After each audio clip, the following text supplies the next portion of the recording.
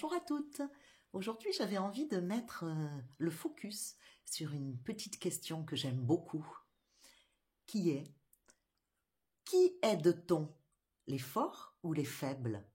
Alors, c'est une question que je pose souvent aux parents dans l'entretien parental.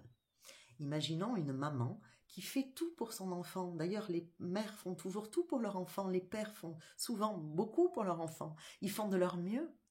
Et donc, ça veut dire que chaque fois que l'enfant a de l'aide, parfois ils vont devancer pour les aider. Et que chaque fois que l'enfant pose une question, ils vont y répondre. Mais est-ce que c'est comme ça qu'on aide le mieux notre enfant? Si on lui répond systématiquement, on lui fait croire qu'il n'est pas capable de trouver la réponse. Alors que si on met un temps avant de lui apporter la réponse, et que d'abord on lui dit: mais peut-être tu as la réponse, toi. Qu'est-ce que tu en penses?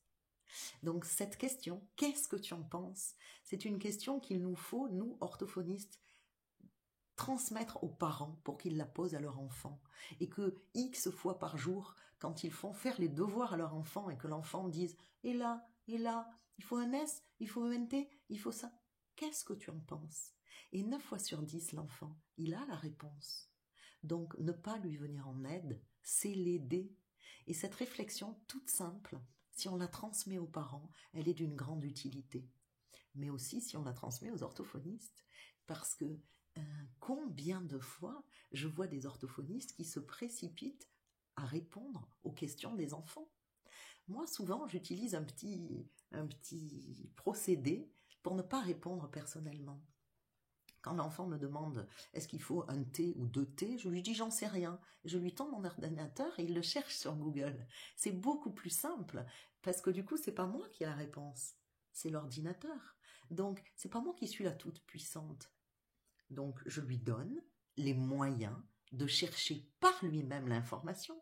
Et ce que l'on veut, c'est pas qu'il sache que ce mot prend un T ou 2 P, ça nous est égal. Ce qu'on veut, c'est qu'il soit autonome pour trouver la réponse. Donc, la petite vidéo d'aujourd'hui, pour moi, elle met vraiment le focus sur cette question à poser sans arrêt, nous, orthophonistes, à notre patient et les parents pour leur enfant. Qu'en penses-tu? Qu'est-ce que tu en penses? Voilà. Donc, vous pouvez mettre une petite croix chaque fois que vous allez l'utiliser et puis vous me direz à la fin de la semaine combien de fois vous avez réussi à la caser. Je vous souhaite une très belle journée.